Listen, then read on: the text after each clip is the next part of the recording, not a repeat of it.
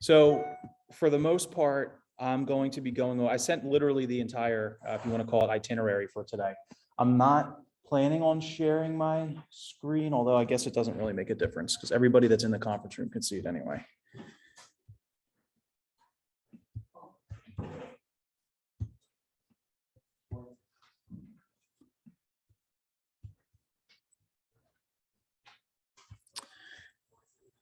This is my notes for the class. This is in your email as I go over this. So my goal here is to try and make this an hour class. It might go over that. Normally I'm pretty good at that, but listings are a lot. And this is recorded as well. You'll get the Zoom for this, the link for this after every Friday, actually. So I don't know if it'll go out today or next week for the recording, but if you need it before that, just ask me for it. So I'm trying to teach this as an hour. Everybody here is at different stages of their career. Most of the people on this call and in the training room here are newer agents. So I'm trying not to tailor it just to that. We are not going to go over the listing agreement today. We are not going to go over, for the most part, like compliance docs and that kind of stuff. We're going to go over the important part, having conversations with our sellers, what the listing appointment's actually like. Because you can watch a video from 2017 for the listing appointment going over the listing agreement. It's going to be the exact same as it would be today. We can talk about that at any time. So, quick question. Can you, I just sent a share thing because it wouldn't let me open a drive. Oh, okay. You don't need to open the drive right now. I added those attachments are in the email. Okay. I will approve that though. All right, thanks. So, do you have your computer, James? Oh, you have the stuff there. You're good. Okay. Frank Garamone was going to drop in here today and he's sick. So I just told him I'd go over. He just wanted to talk about list reports real quick. List reports is something that when you take a new listing, it's a free tool that you have to create marketing material, marketing content. Basically, lenders pay for that for us. And because Frank's affiliated with our office, he's the lender that's paying for that for you. So it is a free tool for you to use to create online marketing material, to run an ad, to create postcards. It's kind of like Command, similar but different to Command. So I'm not going to like get into the nitty gritty on that because there are videos for that, or we'll let Frank do his own class to explain to you exactly what the value of list reports is. So when it comes to listing appointments, I feel, and again, I'd like this to be an open conversation. So anybody, if you want to jump in at any time, feel free to do that. I did try and mute everybody. So just unmute yourself before you talk. I will hear you. All right. So with listing appointments, right? Every seller is different. Every situation is different. So always I'm trying to tailor my conversation with the sellers based on what their expectations are, based on their situation, based on what's going on in their life, right? Based on what's going on with the property. It could be an estate sale, could be a rehab. If the conversation is going to be different, the outcome the seller wants is going to be different. It's not always money motivated. I mean, it is, but sometimes there are things that are a little bit more important than that. So this is, kind of as generic as I can make it to get as most, hopefully as most nuggets out of this as you can. All right, let's see here.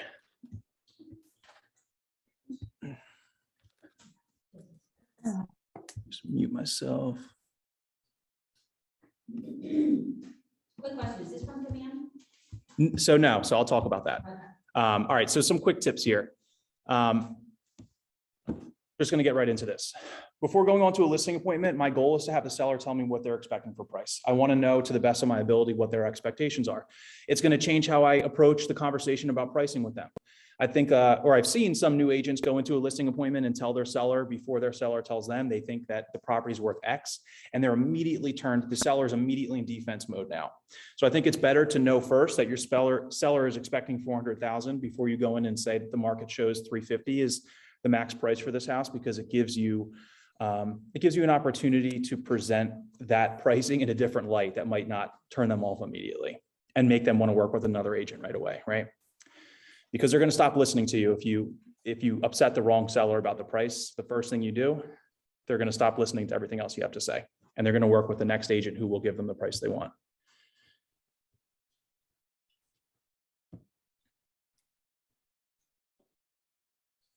All right, just another quick tip, remembering the one asking the questions is in the position of power. You're the one who has control. You want to be the one asking the questions. not answering them to the best of your ability. That's any sales, or when we talk about this all the time when you're making offers, ask the other agent question, let them talk. Let the seller talk. They'll tell you their motivation. Sometimes they'll handle your objections on their own without you having to push them on it. Things to bring to your appointment. These are the mandatory minimums. I did think I'd go over this real quick. Listing agreement printed, always print it out, always type in it in DocuSign. Recommend typing in 6% commission. The only thing that I'm not really typing in there are the dates we're going live and the purchase price, or the listing price. Those are things that we're going to agree upon at the listing appointment. But I want to type 6% in there because there's something to be said about 6% being typed on that agreement versus it being blank and you writing it on there with your pen. I think it makes that objection a little bit easier to handle, and we'll talk about that a little bit later on. Bring a CIS. So Joe Ryan's mandatory minimum items: get the listing agreement signed, get the CIS signed, get it on the market. That's really, those are the two main mandatory documents that you need to get signed. Of course, there are an array of other documents to be signed for compliance. Those are all in command under the listing checklist. If you're in coaching, we'll of course go over that. Very simple stuff. Bring your seller's packet with you. So that's what Amy was just asking about here, and you have in your attachments there. I sent over, this seller's packet here is what you get if you're in the coaching program. It's a packet that we've designed here that's meant to benefit new agents who haven't sold any homes. So we used our market stats to come up with the numbers there, because as a new agent, you can't say, oh, my average sales price is 3% higher than the competition, because you don't have any sales. So we use the office stats and information and some generic selling information in a nice design that we can brand to you if you're in coaching. So everybody on this call should know that already. If you don't, reach out to me.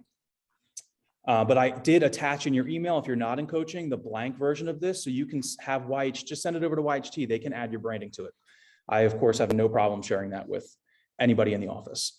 We made that on a website called coffeecontracts.com in Canva. They have some nice real estate templates, but you have to pay for the subscription for it. So that's how we came up with that design. Now, you could also make your design in command. You know, if you have your own stats or your own information you want to put together, or you want a 40-page listing agreement, depending on your personality, use command. There are a million designs in there that you can use to make a listing presentation. You could even use the template that I sent you and then go into command and add some pages to it. No harm in that. All right, then I'm always bringing a blank seller's disclosure. I want to leave that with them at the property to either have them fill out while I'm there, or to fill out and either scan to me, or I can pick it up at a later time. I'm always bringing the public records printed out to confirm the property taxes and ownership with them. The bright profile sheet, which you can get in DocuSign, which will remind you to get the information that you might otherwise forget, like the furnace type and you know, the central air. Is it on a slab or crawl space if there's no basement? You know, that type of information. Is there a printout Bright profile sheet from Bright? I've never used that. Yeah, if you go in DocuSign under Bright documents, Oh, is that it's in what it there. is? Yeah, Okay. it's a lot. Honestly, Lauren, it's a lot. My recommendation is, I don't have this unfortunately, but I would go over that and I usually will look at that, and then I'll make a list of things I want to make sure I look for when I'm at the house, Okay. because it gives you everything. Like it literally, every field in Bright is on there. So we'll even say horses, yes or no. Like that's usually a no. So I don't need to, you know, ask them about that. Yeah, but print it and just tailor it to your Yep. like county or area. Exactly. Yeah. Okay. Any other pertinent info going on with the house, right? Old listing. I'm always printing out comps, bringing them with me. And I'll put them in a branded KW folder, and then my seller's packet that I handed out here and that I emailed you in coaching, we bind them. And anybody in this office is welcome to use the binding machine that I have here. Sorry. So they'll give that out as a book, and then we'll give the other documents, we'll put them in a folder.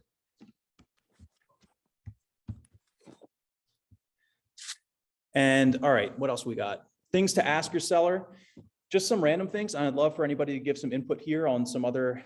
Usually you learn these questions by having issues that pop up that you didn't think to ask your seller this question. You know, I always ask, what's the balance on the mortgage if you know it? And I try and save these questions for later. Balance on the mortgage, any HELOCs or second mortgage, anything we need to know about it will come up. We just recently had a seller who knew about a second, like they pretended like this seller has not been paying property taxes for 2 years and pretended like it wasn't going to come up. It came up. So you can tell your sellers, it's gonna come up. It's okay. I'm not here to, get you in trouble or anything, but we need to know now so we can better handle it or prepare ourselves to handle it when it does come up. Because you don't want to be under contract with a buyer, have something come up, and then they're trying to force the seller to close, and this becomes a bigger issue than it would have if you knew it up front. Any judgments against the sellers? A lot of sellers maybe they don't know about that or think about that they had something in the past, like the judgment for child support, for example. Go ahead, Daphne. When you said tell them don't bring it up till later, what do you mean by that? Like, I just mean I like to go through my presentation as much as possible before I'm asking them what the balance is on their mortgage. I want to get the feeling that they're comfortable with me before I start going into their personal financial stuff. Charles? Hey, Jimmy, are you able to mute everybody? Yeah, I had done that earlier. Sorry. Thank you. I don't know if there's anybody else. Go ahead, Charles. Good to see you on here. I think you may have covered it, but I was going to say, ask if they're in bankruptcy. Yeah, ask if they're in bankruptcy. Yep, absolutely. Have they missed any mortgage payments? You can ask those questions.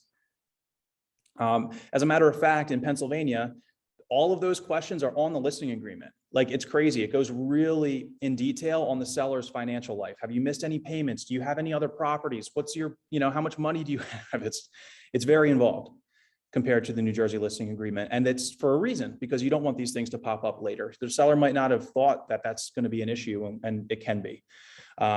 Ask if, especially for estate sales, you want to know what the chain of title was like. When somebody passed away, who did the property go to?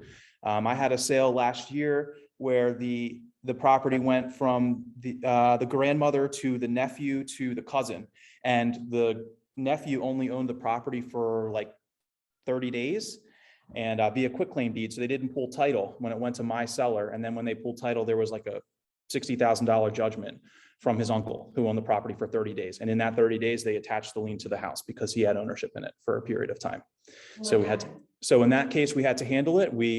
I had to get involved because the title company was useless. So I looked up online. If you have something like that happens, you can usually look it up online because those things are recorded.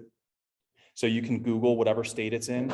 That's what I did. It was California. I was able to look it up, find the docket number, then call, who did I call? The attorney. So there's always an attorney that represents the person who owns the debt, right? So I called them and they said, oh yeah, we have a payoff for that. It was $10,000 plus $50,000 in interest. So they emailed that over to our title company, and we emailed them back and said, basically my seller got involved at this point and called the creditor and said, we're selling the property here. My uncle is alive, but he had a stroke in that time. He's unable to pay the bill.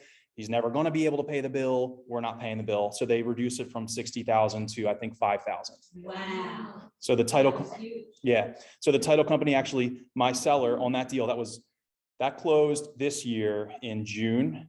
It is now December 10th.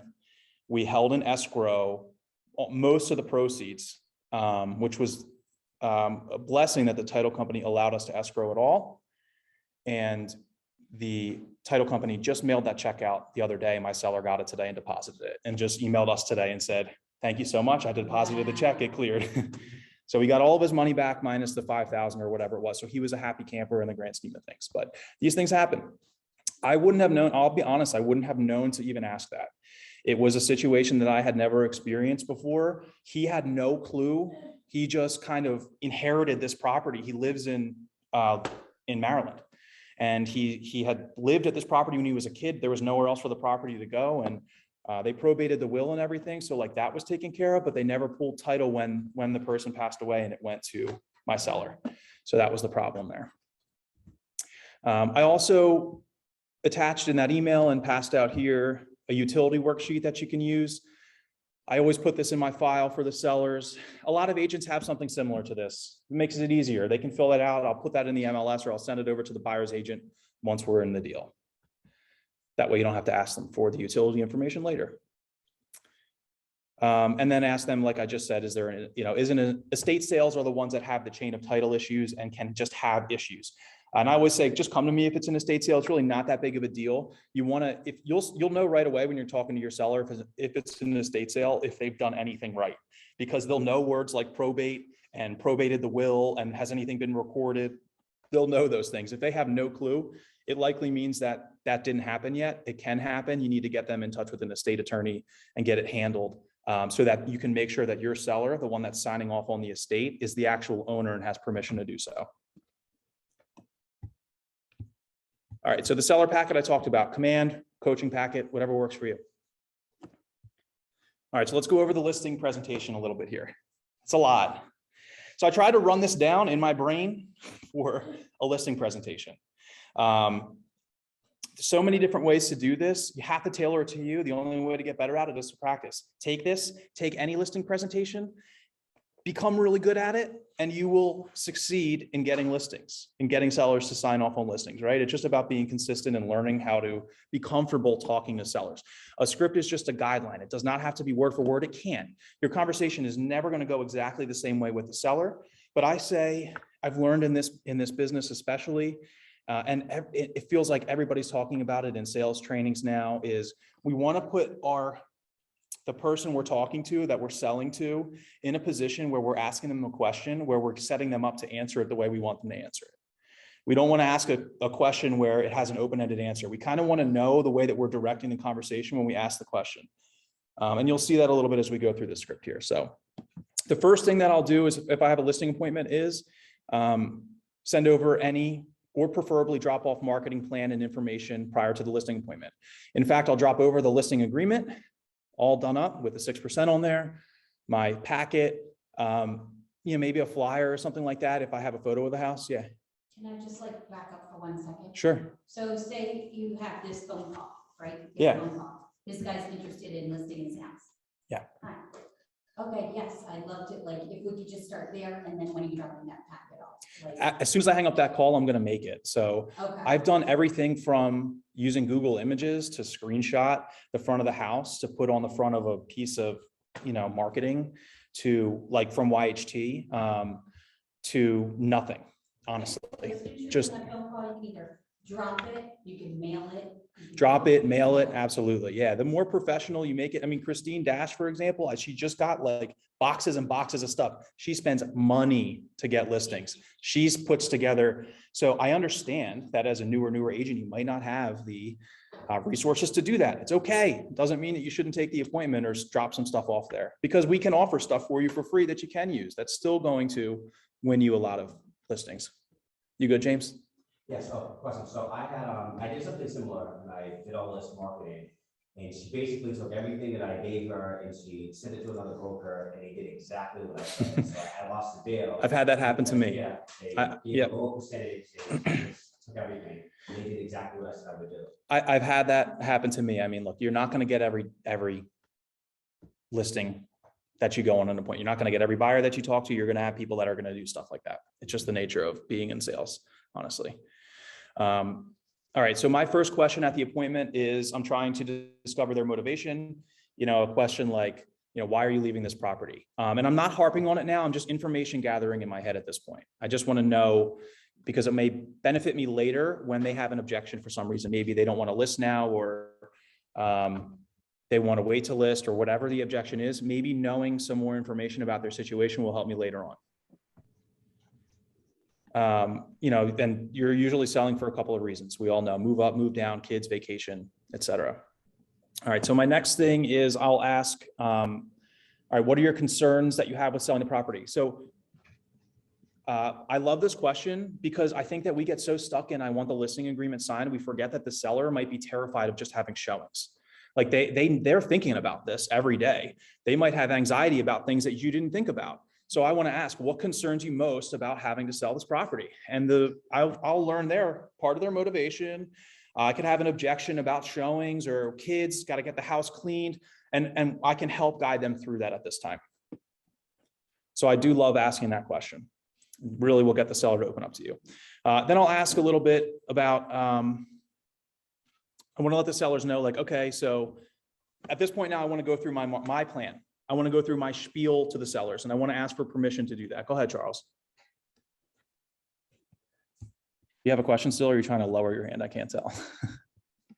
Sorry, I got to lower my hand. I got you. I can do it. All right, cool. So I'm always, again, now these questions are sometimes deal winners for you, where we phrase it in a way like, I'd like to go through our plan and get the home sold. And at the end of our meeting, we can have a conversation about whether it makes sense for us to work together. Does that seem fair? Does it make sense for us to work together? That's what I want to figure out here. I want to make sure the sellers feel in their mind that they're in control at all times. And of course they'll say, yeah, that seems fair. I'm literally having a hard time like seeing my screen here so I can tell where I'm at. So I want to change this. Yeah, I know. What happened? I'm seeing it too. I know. Well, that's why I emailed it to you. It doesn't look like this on, Lauren, I totally Googled you for your email. Not gonna lie. I'm Googleable. You should be Googleable. Yeah, if you're not Googleable, fix that before you go on your listing appointment. All right, whatever. I'm gonna go with this.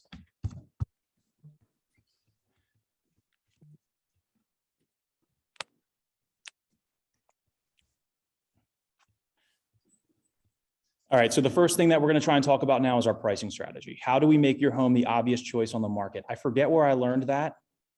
I think it was a guy on YouTube. Yeah, we want to make your home be the obvious choice in the market. And we'll, in order to do that, we have to go explain our CMA or whatever we did to come up with a value to show them why our home will be the obvious choice based on the competition that's out there. So we want to be in control. We'll tell the seller that we want to be in control and we want to have all the leverage when it comes to the negotiations. Would you agree? The seller will almost always say yes. All right, so now, I talk to a lot of new agents about this all the time when you're talking with sellers. There are 3 times that you need to sell your home. Now I have the answers here. Otherwise I would ask what those 3 times are. Everyone's pretty clear on number 1. That's getting the house on the market, going through showings, negotiating offers. That's the first time it has to sell. We want to get a great offer that makes sense, good. Yeah. Okay, great. So the second time that the home has to sell is when your home has an inspection. So it's likely that the buyer that we get is going to have a home inspection. Now you might have your first big objection here, which is that you're going to get a seller that'll say something like, well, I heard buyers are waiving their inspections or taking properties as is right now. So one thing that I wanted to kind of harp on here is I just had a conversation with Ben Dash about this, just real quick sidebar. And I don't know that I would tell this to a seller at a listing appointment unless I felt like they would totally get it. But Ben Dash is saying that we shouldn't be letting our sellers take inspection waivers. It's resulting in a lot of post-closed lawsuits. And it's not worth the seller's money to fight it because it's not a breach of contract. The sellers are spending money to hire an attorney to fight the buyer about this post-close issue because they waived their inspection. And it's not worth it for the seller. So Ben Dash is saying we should be letting the buyer have their home inspection because it removes the liability from the seller post-close. So he's saying that basically whether or not the seller put something on the disclosure is very hard to determine whether the seller knew about a material defect prior to putting the property on the market and selling it. And it's causing a lot of issues after closing. It opened my eyes to it because it's very expensive for a seller. They think they're getting a great deal by taking an offer with no inspection. And then they end up losing more money than they would have if they just took an inspection and made $3,000 in repairs. Wait, so you're saying if the seller accepts an offer that doesn't have a home inspection, they can be liable after closing because they. Yep. Yes. Wow. But what if it Even was- if they sign the waiver? Yep. what if it was disclosed on the disclosure stuff? That's what he's saying. So for example, James said, well, what if it's on the disclosure? Let's say they didn't note that there was a crack in the foundation and they discovered it when they bought the house and they tore the walls down to redo the finished basement or something like that. They discover this big crack and now they're going to go after the seller for it because they feel like the seller knew about it and didn't disclose. What Ben Dash is saying, whether the seller knows or not is kind of secondary. It's so expensive for them to fight that, did I know it or did I not, that it's not worth it, that they're settling with these people to give them money to fix the issue, whether the seller knew about it or not. Even in an as-is sale? Even in an as-is sale. What if And- it's an and investor who it's- didn't live there for that? Yep. Yep. Inspection waiver, not filling out the disclosure. That's one thing. We're talking about a buyer that goes in and offers on a home and says, I'm not going to do a home inspection at all. That's where the issues are after closing. But what if it's an investor who's never lived there? The law is that if a seller knows about a material defect, they must disclose it to the buyer. That's New Jersey state law. Whether you waive an inspection, you waive a whatever, the seller has to disclose that they know of a major material defect. And if they don't do that, or you can prove that they knew about something and didn't disclose it, whether you waived your inspection or not is irrelevant. That makes sense? It sucks. Honestly, it sucks. So basically he said, yes, that document that we have that we'll approve in compliance, the inspection waiver that we have is total garbage. We all know it. It's not something that's going to hold up in court, but it is what it is. I understand at the same time, I have a buyer. I totally get it. You want to waive your inspection? What are you going to tell them they can't do it? That's their decision to make. I mean, Jimmy, Mm-hmm. hey, it's Sierra. So I have a quick question. In the event you had a buyer, like we know how, like as real estate agents, like, how important an inspection can be in the sale of a property. If you had a buyer, like if you yourself had a buyer who, was adamant about waiving an inspection, what conversation would you have with them? Because obviously, yeah, it is ultimately up to them to make that decision, but doesn't that kind of like reflect on us as agents? Should they waive it and something comes up after closing? Sure. So I would never, ever tell a buyer you should waive your inspection, ever. I would tell them that, I would literally tell them my role here as your agent is to guide and advise you. You are going to make your own decision. I am never going to advise you to waive your home inspection. My words, always. Now, with that being said, the listing agent told me they have an offer where the buyer is waiving their home inspection, and I have to assume that that's the case. So now if you want to buy this house, I'm obligated to tell you, in order to get your offer accepted, you probably need to waive your home inspection. But I don't think you should do that. I think you should do what you're comfortable with. Go ahead, James. Yeah, I've been told, and I've done it myself, where even with a home warranty, I asked the home warranty, I sent an email to them advising them to do their inspections. I would suggest they do inspections, and I would suggest you do a home warranty, and let them reply back to me, telling me no, not that it may, do anything, but I just like to have it just in case something comes up. Yeah, I mean, it's absolutely not a good idea for your buyer to do that. I mean, but I myself have had buyers this year that have said, and it's funny, the one buyer had issues after settlement that I hopefully aren't, they weren't that major, but I told her, don't waive your inspection. And she's like, but I need to move and there's 12 offers. I want to do it. Okay. Sign the waiver, make the offer. That's their decision, not mine.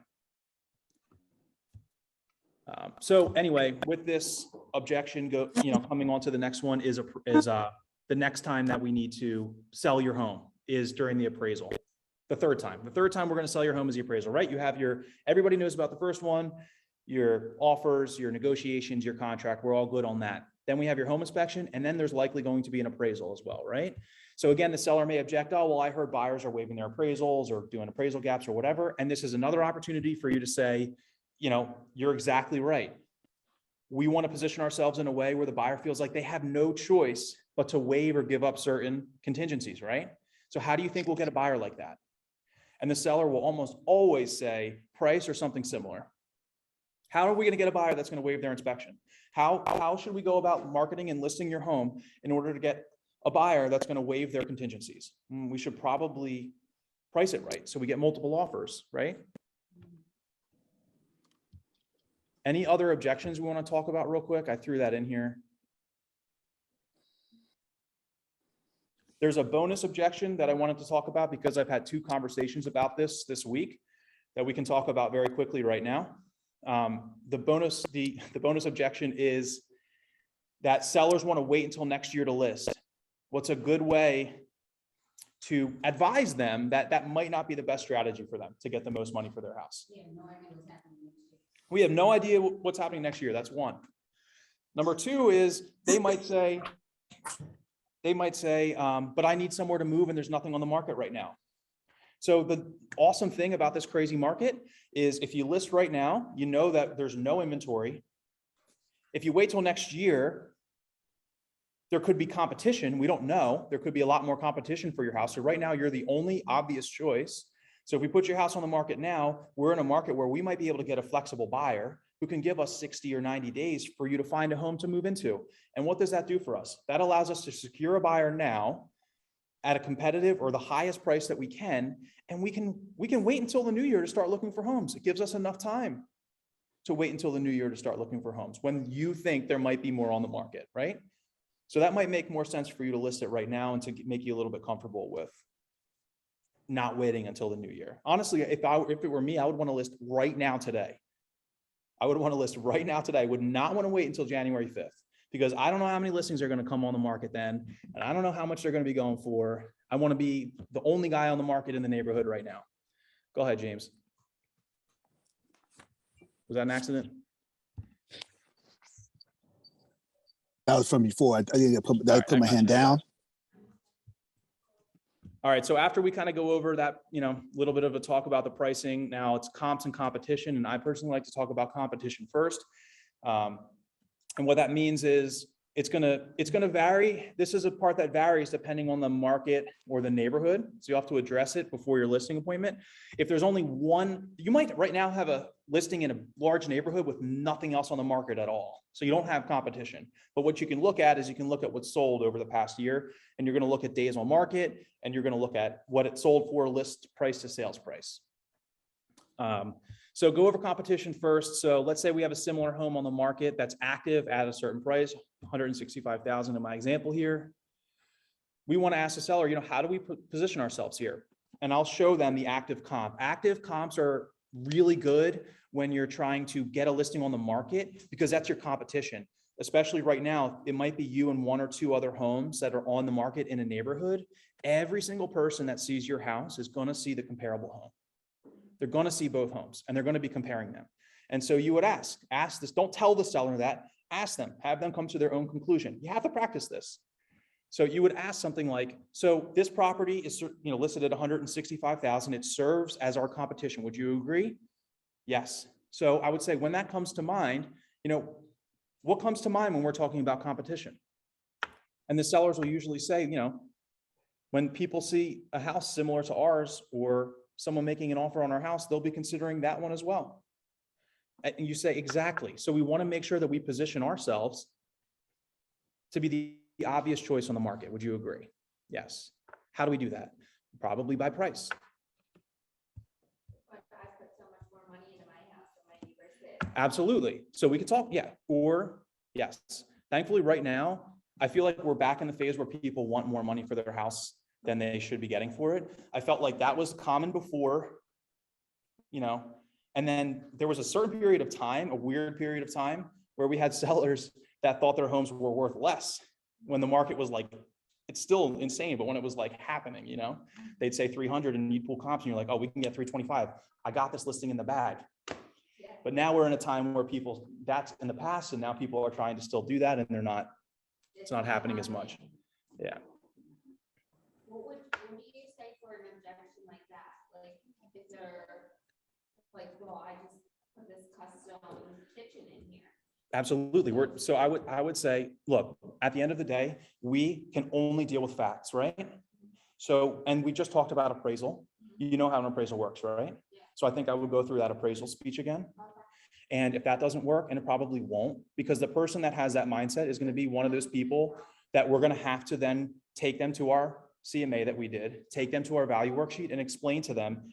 And that's what we'll get into here. I'd probably say I'd want to wait until we get into that. Give me a little bit of time. We'll get into the pricing strategy and I'll explain to you what will make the most sense. And then you, the seller, you can decide where you want to list your house. Fair enough? And usually they'll say, yeah. Okay.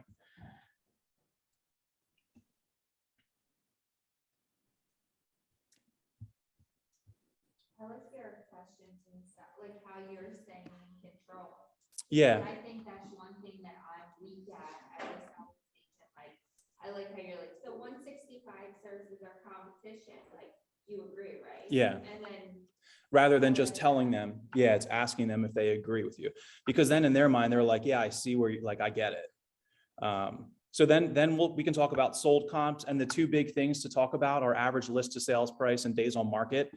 And now is a time where you can bring up you. I sell for on average 2% better than the market. What does that mean for you? If your home is listed at 300,000, that's an extra $6,000 in your pocket. You just paid for half the commission by using me as your realtor and not the market average. But our office beats the market average in Burlington County, at least whenever I pulled the stats that are in the seller's book. I think that's October. And you can confirm it and write. I think I have a video on that. Confirm our office trends and break. Yeah, you can. Okay. Yeah, figure out your area, do the sold houses for your certain time frame, add them up and divide by that number to get your average sales price to list price. You have to do it twice. Actually, there's a way to do it in Bright. I did a video on it, Lauren. It's on my YouTube. All right. There's a way easier way to do it. I just can't remember what it's called, but it's in there under data. Yep. And then of course, my goal is to get more than the average. Not only that, we want to get more than asking. That is my goal. And that is your goal, right? And every seller right now knows that everybody's getting more than asking. So they're like, well, yeah, that's what we want. All right, so on average right now, and this is a stat that I talk about a lot, is on average right now, we have about 4 showings to 1 offer. And I even wrote on here, if anybody can confirm that. That's what we're seeing right now. Honestly, it was like between 2 and 3, I felt like, depending on the house in the neighborhood, 6 months ago now. I feel like we're seeing on our new listings, we're getting about 4 showings to an offer. So I will say to my seller, this is our average. My goal is to make sure, especially now, I'm going to harp on, again, early in the conversation, I learned an objection from my seller. It's that they're nervous about showings because they have 2 kids and a dog and they're busy and they don't want to have to clean the house for showings. So this is a great opportunity for me to remind them of that and tell them, so my goal is to ensure that we keep that number as low as possible. Is that what you want? And they're going to say, well, as low as possible in order to get you the most money for your house. Is that what you want? Yeah, that way you don't have to get Timmy and the dogs and all the kids out of the house every time. So we want to try and keep that number as low as possible. Now, I also like to say days on market. So days on market is going to drive the entire process of selling your home. It's a good line. The nice thing about this market is sellers seem to know it all, right? So they know that their expectations are usually that their house is going to fly off the market. So you would say something like, when your house first hits the market and a buyer walks through the door on the first day, we list your house tomorrow, the buyer walks through day 1 and they lowball you, how would you respond? What is the seller going to say every single time? I'm going to say, no, I'm not taking that offer. And then ask why, take it a step further. And they're going to give you a different answer for this, but usually it'll be something like, because everyone is getting over asking right now, or, houses are flying off the market, there's no inventory. And you can say, you're absolutely right. So you think that buyers are probably aware that houses are flying off the market as well, right? And they'll probably agree with you there as well. So we want to make sure that right now we're educating our sellers. The entire point of this is to educate your seller that the most important time on the market is your launch. And I always call it the launch. I want to introduce them to our launch strategy, which is to list on a Wednesday or Thursday with 2 open houses the first weekend. So would you agree that's the most important time in the listing process for your house? Is that first week, those first few days on the market, because everybody knows how hot it is right now. And they'll usually say yes. So how do we draw multiple offers then? Well, we probably need to be priced competitively, right? Right. And then the same thing applies for if your house is on the market for a long time, for 90 days. You'll say, well, let's say we're in a position where we list at the higher price because you put in that new quartz kitchen and we're above the market. The market says that the most expensive home in your neighborhood sold for the highest ever just last month for $250,000. And I understand that you believe that your house is nicer than that, but wouldn't you agree that buyers are going to compare your house directly to that other house that we looked at a little bit ago? Yes, you would. So there's probably a limit on it. So what happens if we put your house on the market above where anything has sold and it sits for 90 days? When somebody comes in and sees your house and they say, oh, I love it. Susie, I love it. We got to live here. Let's make an offer. What are they going to do?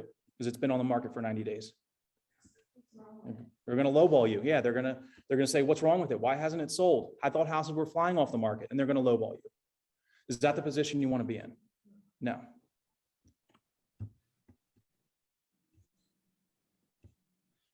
Always verify public records and property info with the seller. And then, because I use that for my value worksheet. So that's why I go over that first. I just want to make sure this is the data that I use to price your home, this much square footage, this much whatever, 3 beds, 2 baths. Okay, great. Now I'll run through my value worksheet. I don't do a full 30-page CMA. It's not me. If that works for you, then do it. The value worksheet is 1 page, and it puts me in a position where I can make the seller have a choice on the price that they want to list their home. And it's something to come back on later when they choose to list their home really high, and I told them to list it lower. So if you have not seen my value worksheet class before, it's no problem. I included a copy of what that looks like there. What you'll see is a range, what the lowest comp sold for and what the highest comp sold for. Now we can have a conversation of where we want to position ourselves in this market. Because you're going to say we want to list at 239.9, and usually the seller is going to say, yeah, but we put the new kitchen in. We want to list at 240. I see what you're saying here, but we feel our home is nicer than the comps that you used, and we want to list for 249.9 or 259.9. Okay, fair enough. So let's talk about this. So we've already talked about days on market and how important that is. So would you agree that if we don't have any offers within 2 weeks, that it's probably time for what's the issue? And they'll probably say it's price. And you'll say, so then would you agree that we can revisit this conversation in 2 weeks and adjust the price if necessary? Does that make sense? And usually, yes, it does. Where's your value worksheet? I'm sorry. It's in, if it's not in there, I might not have printed it, I'm sorry, but it's in your email. Okay. And then another thing that I like to do is, and again, this is just going back to Lauren, because this is all about the objections for price. You have to use your judgment and feel your seller out, but show them the solds, show them the days on market, and ask them what happened. This house has a red arrow next to it that shows down and 96 days on market. Highlighted, highlighted. What happened here, Mr. Seller? They probably overpriced it. Ding, ding, yes. Let's not do that here, right? Okay. And the pricing, now everybody has a different strategy on this as well. And you know, to each their own, but I always recommend listing at a 900 number and not the flat number. When I was on a team, we actually always had told our sellers that we like to list at even numbers like 200,000. The reason for that being when you use a search engine like Bright or Zillow, do you end your search at 199,900? No, you ended at 200,000. Do you start your search at 199,900? No, you started at 200,000. So we didn't want to lose some of our buyers by pricing it like just below a threshold. So if you set up a price search, and if you set up a search in Bright for your buyer, and you want to look at homes between 300,000 and 400,000, you're going to set the search up like that: 300 to 400,000, Cherry Hill, Morristown, whatever. You're not going to set it up at 299.9, or at least a lot of agents won't. Even I still fall victim to that. I really should start at $1,000 lower and end at $1,000 higher. But so that's why that's the bad thing, I guess. But I don't have any data to show you that one way is better than the other. But what I do know is that every corporation out there in the entire world prices things at 0.9 instead of the round number. And I think that they probably are smarter than me. And I just know from my buyers, I mean, it just sounds better when you say we're offering 399.9 than 400. It's a mental thing. I've started to push that, especially in this market, because we're always at the limit. So anything we can do mentally to get the buyers like on board with us, I think is important. And we don't have a problem right now, by the way, with people not seeing our houses. The price, I feel like it's less of an issue now than it probably was in the past. All right, so now when we're talking about price, I'm always saying the market data. I'm never saying me. I'm always saying the market data shows that 349,900, as you can see here, is the appropriate list price. Are you comfortable with that? Let them talk. Lots of objections can come here. You might need to touch back on things that you've already talked about, including the low inventory, including the reason they want to move to go be closer to their grandkids or whatever it is. And definitely harp on the days on market and the average list to sales price, right? We want to be the obvious choice. And then we already talked about this a little bit, so I won't go over it again. But this is where you talk about, okay, I'll give you the shot. We'll list at 369.9. That's your price. We'll list there, but I want to address this in 2 weeks. Is that fair? Okay. I mean, it's an easy question. If we listed at 369.9 and in 2 weeks, we don't have any offers, what's wrong? The price. Okay, so would you agree that it's fair for us to revisit this conversation in 2 weeks? Yes? Okay, great. So we'll list at 369.9 for 2 weeks. Shake your hand on it that in 2 weeks, we'll be able to reduce the price.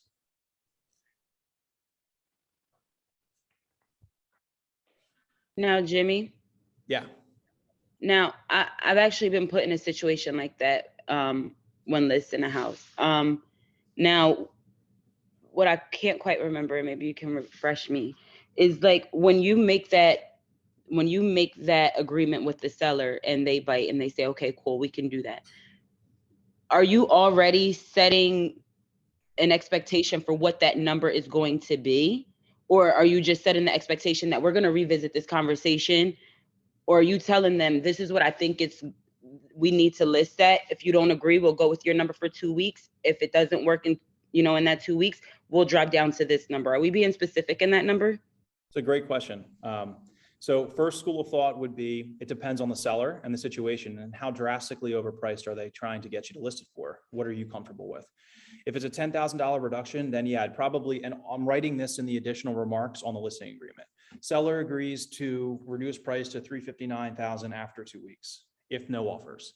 Now, can that really be held up? I don't know, but it sets the expectation with the seller that they agreed to it and signed off on it. Now, if it's outrageous, and I've literally just written in there, seller agrees to reduce the price after 2 weeks without putting a number on it. We'll readdress it then. Because at the end of the day, the seller's going to do what they want. If they told you that they'd reduce the price now and then they tell you to raise it the next day, you got to do what they want to do. Okay. That's fair. You could just say like, we'll revisit in 2 weeks because we don't know your neighbors. Great. Yep, absolutely. Yep. All right, so now we're getting into the list. So right now is the listing agreement's like the last thing that I go over. And now is the time that we're talking about that because I want to have price lined up first. So when we're talking about the listing agreement, my favorite thing about this company is that you can sign off on stuff. You don't need company or management approval on stuff as long as you're doing things legally and appropriately. What that means is when I'm talking to a seller, I always tell them the nice thing about me being at Keller Williams is that when you sign this listing agreement, it's not a permanent contract. You can fire me at any time. I don't need to go get approval for that from somebody. Other brokers are going to tie you in and rope you down for a 6-month contract and they're not going to let you out of it. So just know that, what does this do for us? This ensures that what I do or say, that I'll do what I say or you'll fire me. Does that make sense? Yeah. Does that seem fair? You can fire me at any time. Does that seem fair? Yeah. Okay, great. Because my goal is for you to make a decision tonight without any reservation or hesitancy that I will do absolutely everything I can do to sell your home and do what I can to honor the contract. Because if I don't, you're going to fire me. Fair enough? Great. And then I always say the number one complaint is what I just said, that the sellers will hire an agent and after day one, everything goes downhill. They don't say what they're going to do, communication is lacking, et cetera. Most agents will make you sign that 6-month contract and they'll handcuff you to it. All right, so commission is its own class on what you're going to take and how you're going to work that. 7% commission, the mythical 7% commission that doesn't really exist. I know there are agents out there that push that on their listings appointments. At this point, they're going to go into their breakdowns. We'll offer you this premium service listing agreement for 7% commission, where we'll do a pre-listing inspection and a pre-listing appraisal and a pre-listing window washing, whatever. If you agree to that, 7% commission. Honestly, the whole reason you do that is to set the expectation that that's the high end, not 6%, 7% is the high end. So now we're thinking, okay, no, I'm not doing the 7% one. Immediately your seller's like, I ain't doing that, but I'll do 6. Now they're thinking 6% is the lower option. So the 641% model is something that agents do. Just remember, you need to pay your minimums, to the office if you're not a capper. 6% listing if another agent brings the buyer, 4% fee if I bring the buyer, and 1% if you, the seller, if you list the property and somebody at your work said, oh my God, I didn't know you were selling, I want to buy it. If you can find the buyer on your own and they don't have an agent, 1%, 641. That gives you some options, right? A little bit of flexibility. Great. You understand the compensation structure? Okay, great. The seller will then always object. We've interviewed other agents, or we've read online, blah, blah, blah, 4.5% or 5%. This is where you're going to earn your salt, I guess. I'm okay, and I totally understand, especially in this market, there are no listings. Any new agent is going to sign that paperwork for a 5% listing. Totally with you, 100% with you on that. But if I can offer you guidance on how to get over that objection, of course I'm going to do that. But I think 5%, I mean, really we're trending that way anyway right now. You'll see that turn when the market turns. You'll be seeing bonuses come back. Did you even know you can offer a buying agent a bonus? Probably not, but it's a thing that used to happen and will happen again when you want to encourage agents to sell your property, not the other way around. But I like this is, if you have the time or you have a seller that will listen to you, you're allowed to break this down like this. So this is the way that I recommend that you break down the commission structure. So you say, okay, can I share with you why that's a huge red flag? And they'll say yes. So I would say the first thing is if an agent's willing to discount, and you've heard this before, if an agent's willing to discount or willing to lower their own income that they use to buy food for their family, how willing are they going to be to fight tooth and nail to get you the most money for your property? Okay, I see what you're saying. Have you ever heard you get what you pay for? Now, the second thing that I'd like to talk to you about, Mr. and Mrs. Seller, is the commission breakdown. So on a 6% commission, that commission is going to be split evenly between a buyer broker and us, the listing broker. So each side's getting 3%. Does that make sense? Yes? Okay. So out of that 3%, 1% of the commission is almost always going to the broker. Do you think that the agent can negotiate that with their broker? No, probably not. Okay. So now 1% goes to the bottom line. It goes to their pocket for their mortgage, for their bills, to feed their family, etc. Okay? Great. So the last 1% really should be going into marketing this property. So let me ask you, do you think the broker is going to get paid on this? You do? You think they're going to get their 1%? Do you think the agent is going to pay themselves? Yeah. Yeah, you do. So where do you think the negotiation to lower the commission by 1% is coming from? It's probably coming out of marketing, doing what they can to sell your home. The most important thing here, right?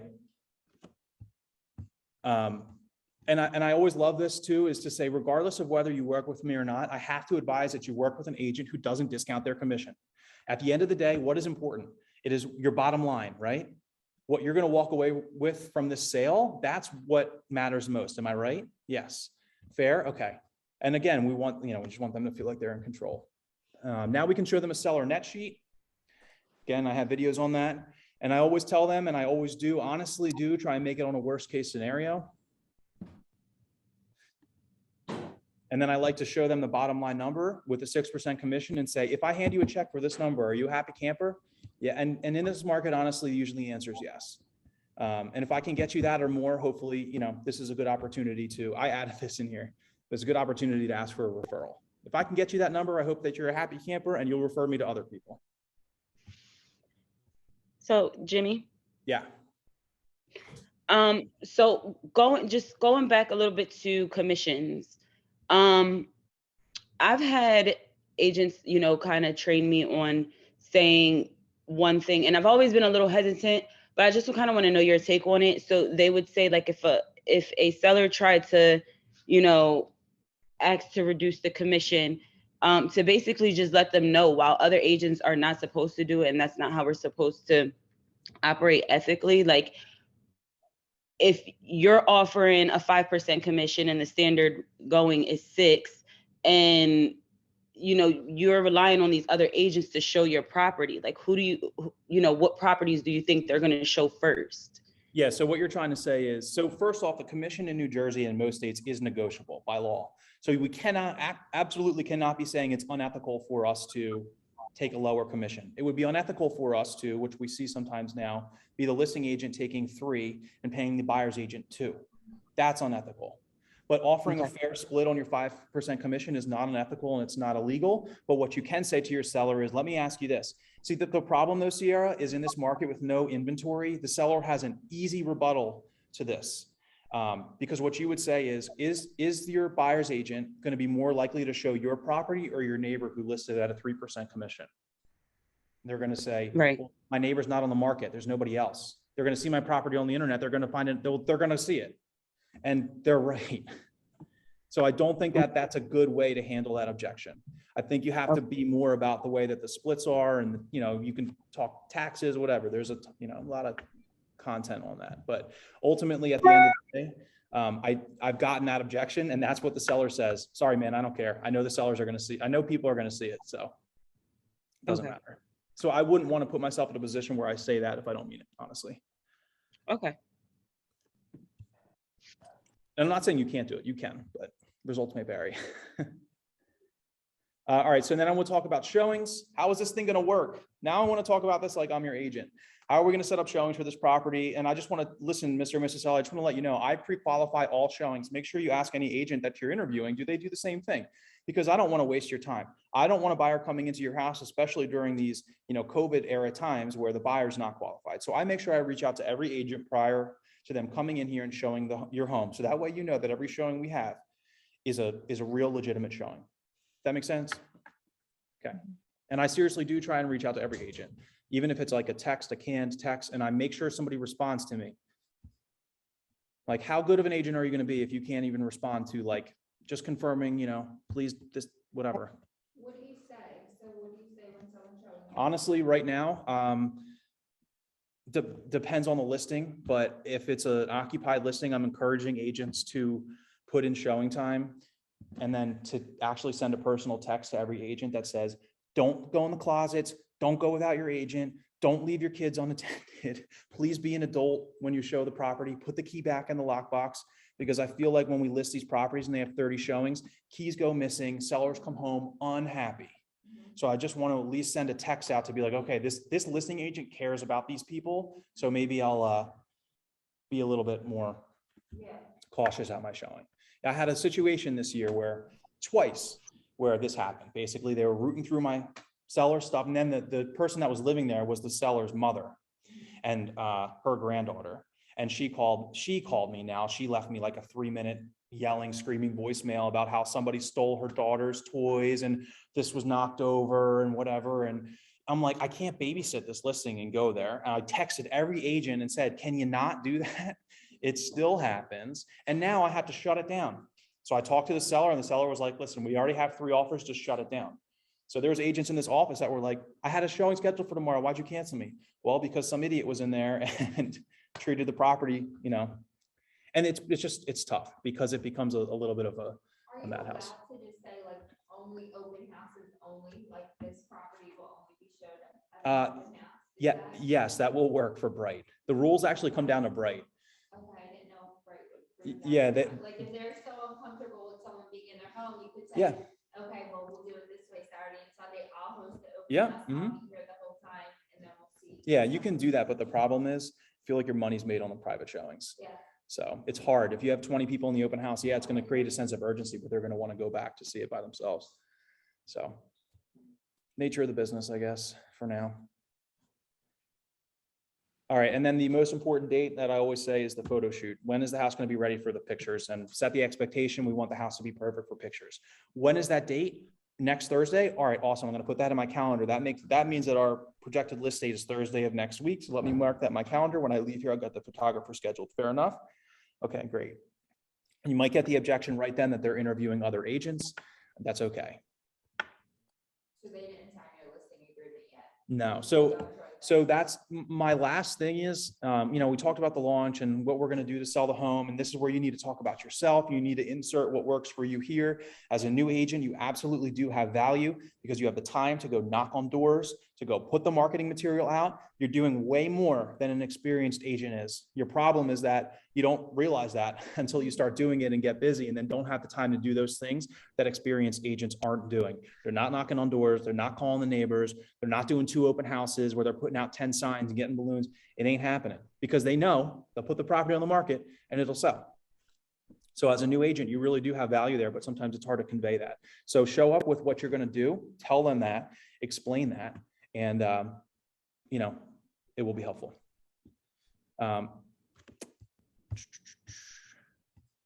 Flyers, you know, the coaching stuff that we offer, you all know about. We have the flyers, we have the door knockers and stuff. Appraisal. Like what, I've never offered that, or I mean, my opinion is that you can offer that stuff if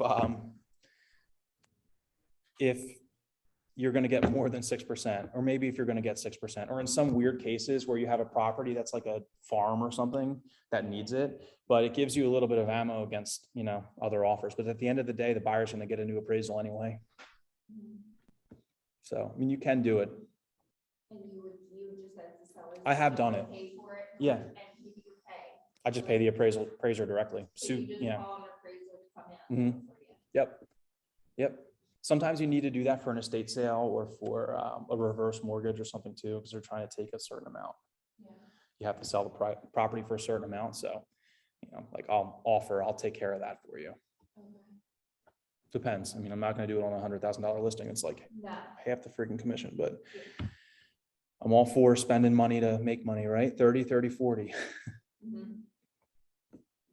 Kim, did you have a question? Yes, I have a question, Jim. I was wondering with the showing, if you want to do a video showing, do you get more feedback on a video showing versus an open house, you know, for people to come in? Yeah, I mean, I'm not seeing that as much anymore. I mean, it was a thing. I mean, I commend agents, myself included. We tried with that when COVID started, but now pretty much everything's in person. The only time that video showings are a thing now seems to be for private showings or somebody who's out of state who wants to see a property. They can't get here in time to see it. So they'll send their agent there to do the video showing, make the offer contingent on them coming in and seeing it before they, you know, get out of the review or something. Also, do the motivated seller has to agree to a video if, you know, in case they ask, you know what I mean? Do we have to put an that offer? If they get an offer from it? That's a good No. question. in the listing agreement? Like, say for instance, he don't want like an open house. He'd rather have it done by video because he's seen Yeah. a lot of people do it by video. Do we Yeah, have to so- state the agreement? I mean, Yes. listing agreement. I would Okay. state it there and then make sure that you're marking that in bright. So actually that was not allowed in bright pre-COVID, but because of COVID, bright allows virtual showings as an option. If you didn't know this, in order to have your listing published as active and bright, you must allow showings. You'll actually get, Okay. I myself, I have a tenant that's not allowing showings right now and somebody reported me. So I had to go in and change the status in the MLS. So if you can't allow showings, it can't be in the, even if you're saying, hello, I want to tell the public about this property, just make a low as is offer, Right. Bright'll flag it. So you have to mark it as drive-by showings only. Okay. All right. Thank you. Yeah, active. Yep. You can do active no showings, but you can only do that status for a certain amount of time. Nobody's gonna see it Yeah. unless you like checked it off in the status. So ridiculous. I hate when people do stuff like put barriers in that makes it feel like they're trying to prevent you from making a sale, like companies or whatever. And I feel like Bright does that to us sometimes. They try and tell us, no, you can't do that. I'm like, can you get out of my way? I'm trying to sell this place. All right, so then you're at this point, you're going to usually get an objection that the sellers are interviewing other people. Happens all the time. It's okay. You're not going to walk out of every appointment with the listing agreement signed. That's fine. So I'll always just remind them, listen, like I told you before, you are not bound to this agreement. Why don't we do this? Let's go over the documents now. We'll fill out at least a seller's disclosure since that's the longest document to fill out. And let's just get that taken care of so I can get the process started on my end, because what I don't want to do is hold up you listing this house in the event you do decide to go with me. That makes sense?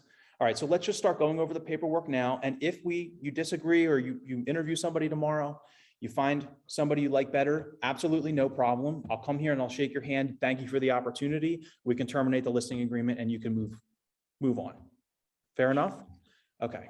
So I won't push it farther than that. I ask one time. Some agents will ask 4 more times. I just can't do it. But honestly, I feel like I don't have that much of an issue with it. So, and if it's not okay, that's okay. I'm okay with walking out without it being signed. I'm just going to follow up a couple days later or whatever. And then we talked about that objection and that's it. How do we do? 1 hour and 15. Okay. Any questions? So you literally have this. I sent this entire thing to everybody's email except for Kim, James Robinson. I got to send it to you guys. So put your email in the chat. Anybody doesn't have it, and I'll email it to you. So you have this. You have the other stuff that I talked about. You can edit it to use it if you want. If not, whatever. I typed all of this out this morning. It took me a long time, but honestly, Good, and I'm so appreciative. I appreciate it. Yeah. So it's a good thing for us to have here. It's hard. I know. And like I said, every situation is different. So, you know, my phone is always open, but if you have a listing appointment, you don't know how to handle something, just let me know. I think it's so hard for newer agents to get listings, and especially in this market where the inventory is so low, it's even harder, and so this is really good. Yeah, I know. I totally agree. Cool. Well, I'm glad that you found value in it. All right. Well, that's going to be it then. I'm going to end the Thanks, Jimmy. show. Hey, Jimmy, here. I have a quick question for you. Yeah, hit me. Where is there a place that we can get the KW branded folders? If you're, yeah, I think Pat has some. Is this Ian Booth? Okay. I think you're in Yeah, Pat's yeah. program, right? Yeah. I have them for my agents. If you need one, you can grab one for me. You can buy them, but they're pretty expensive unless you buy them in bulk. But I have some that you can, like, if you had a listing appointment, just let me know. I'll give you one. Okay, and I can reach out to Pat also. Yeah, she definitely has some. I know, I've seen them in her office. All right. But I recommend buying them. Honestly, that's a good new agent purchase because it makes you look so much more professional when you show up to your showings with, you know, with folders and not nothing. Yeah. You know what? The gentleman that just asked about the folders, I was online yesterday on Amazon and I just put in Keller Williams. They do have folders on Amazon and you can buy them in bulk. If that helps you. I'll check that out. And they have the white and red or just all the red with the white writing on them. Like it doesn't have any additional information. You can put the additional information on there as to where your office is. It does give you that option. Yeah, you can ask Liz too. I think she has some vendors, but usually we order those things from Mike Morrow at Color Vibe or a redstore.com, or there's some KW stores. All right, cool. I'm going to end it. I'll send the recording out. Thank you guys. Thank you.